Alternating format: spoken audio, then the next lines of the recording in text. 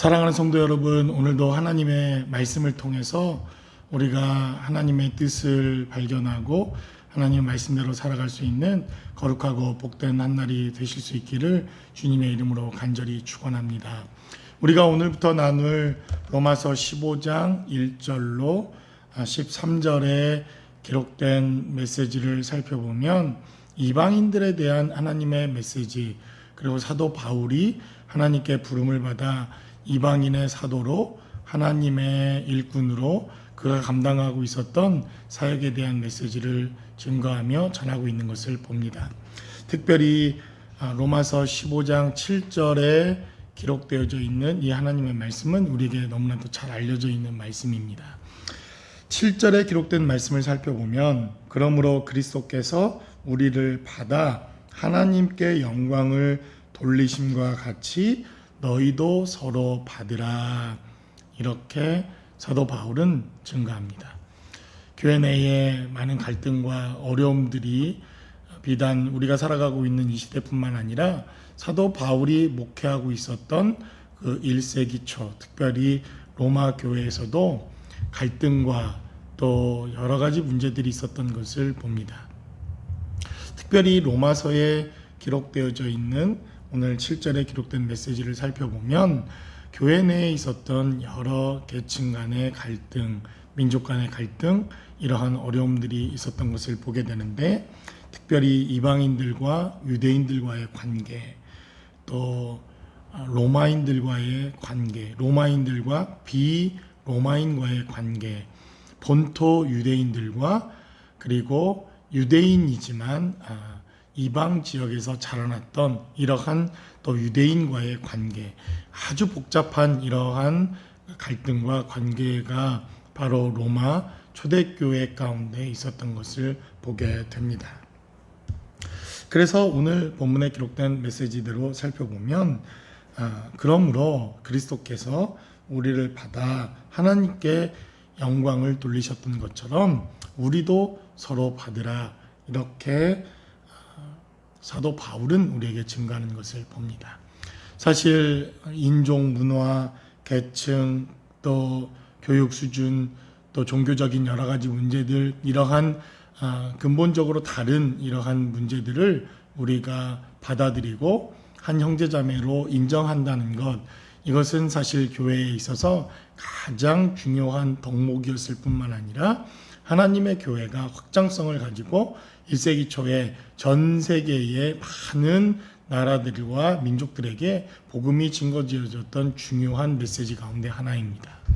사실 다른 인종을 받아들이고 다른 나라의 언어와 문화와 심지어 그들이 가지고 있었던 종교적인 모습들마저 받아들이면서 그들에게 복음과 생명을 증거했던 유일한 메시지, 그것이 바로 기독교의 복음의 가장 근본적인 문제, 그리고 우리의 핵심 가치라고 하는 것을 우리는 기억해야 합니다.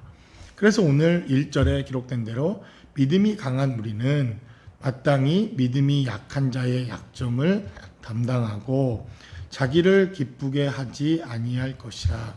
우리 각 사람이 이웃을 기쁘게 하되 선을 이루고 덕을 세우도록 할지니라, 라고 성경은 우리에게 증거합니다. 요즘 이 코로나 사태를 통해서 하나님의 교회가 덕을 가지고 일을 한다고 하는 것, 그리고 여러 가지 재앙과 재난의 환경 속에서 하나님의 교회들이 가져야 할 덕목은 과연 무엇인가 하는 것을 우리는 생각해 보게 됩니다. 그러면서 사도 바울이 강조한 것은 이방인에 대한 하나님의 메시지입니다. 아직 복음을 알지 못하는, 하나님의 나라를 알지 못하는 사람들을 향해서 사도 바울은 또 구약 성경에 기록되어져 있는 하나님의 메시지를 또 인용하게 됩니다.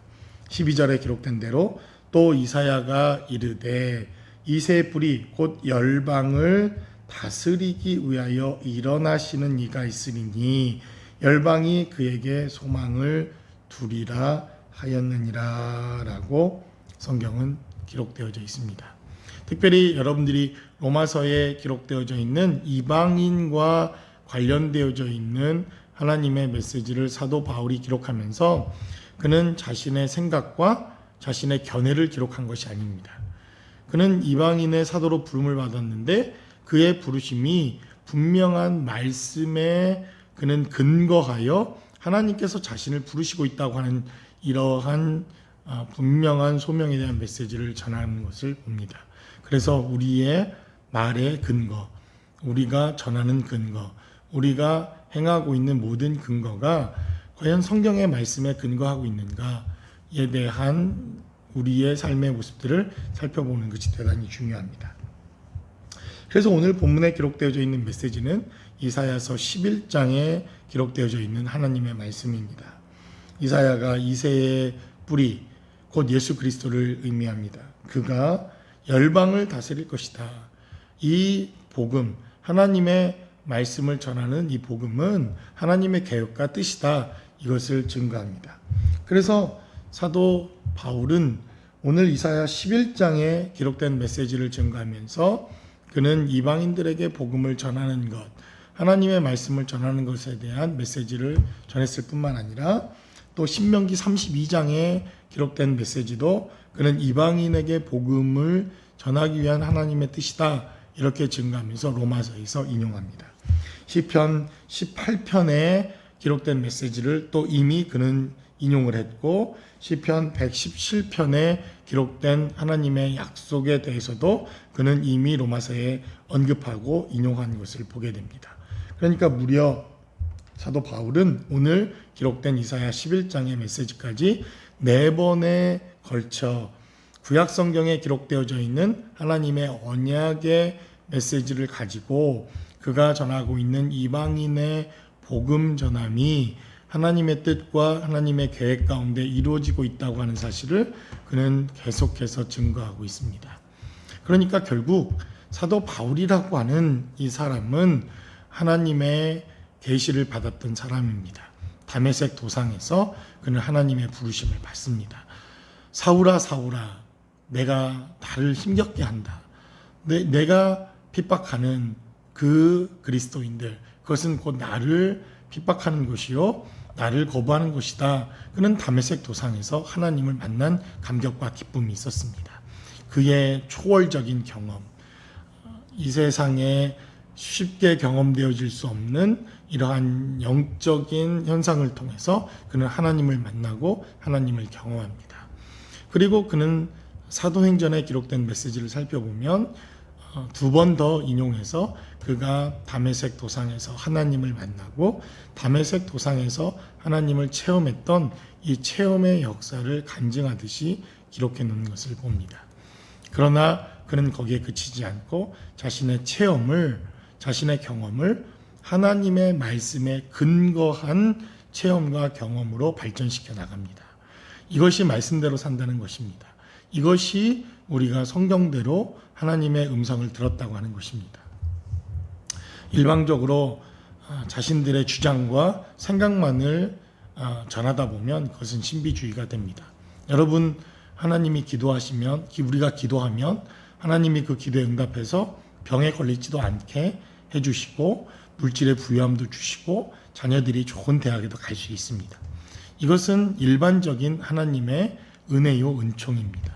그러나 이것을 보편화하고 이것을 모든 사람에게 적용하기 위해선 분명히 성경에 근거되어져 있는 하나님의 언약과 말씀 위에 기초해야 한다는 것입니다. 기도한다고 코로나 바이러스가 우리를 비켜가느냐? 그것은 그렇다 아니다 이렇게 말할 수는 없습니다. 분명히 기도하면 하나님이 코로나 바이러스로부터 우리를 지켜주실 것입니다. 그러나 기도하기만 하면 하나님이 우리를 지켜주신다라고 모든 상황에 적용하기 위해선 하나님의 언약된 약속의 말씀과 메시지를 근거해야 한다는 것입니다. 단순히 코로나 바이러스뿐만 아니라 모든 우리의 경험적인 하나님에 대한 메시지가 그렇다는 것입니다. 그래서 사도 바울은 다시 한번 이방인에 대한 메시지를 전하면서 로마서 15장에서 말씀에 근거하고 말씀에 기초한 이방인 복음 사역에 대한 메시지를 전하고 있다는 것입니다. 그래서 이 재앙에 대한 우리의 삶의 모습들을 말씀에 근거해서 하나님의 말씀을 통해서 적용해보고 우리가 따져보고 하나님의 은혜를 발견해 나가는 것, 이 시대에 우리에게 필요한 대단히 중요한 메시지라고 믿습니다. 그러므로 오늘 사도 바울이 이야기하듯이 믿음이 정말 여러분들이 강하고 강한 믿음에 근거한 삶을 살아내고 있다면 마땅히 우리는 믿음이 연약하고 부족한 사람들을 위하여 기도하며 그들이 믿음 안에 살아내도록 격려하며 위로하는 삶의 자리가 필요하다고 믿습니다. 이러한 삶의 축복과 은혜가 넘치시는 저와 여러분들의 삶의 자리가 모두 되실 수 있기를 주님의 이름으로 간절히 축원합니다.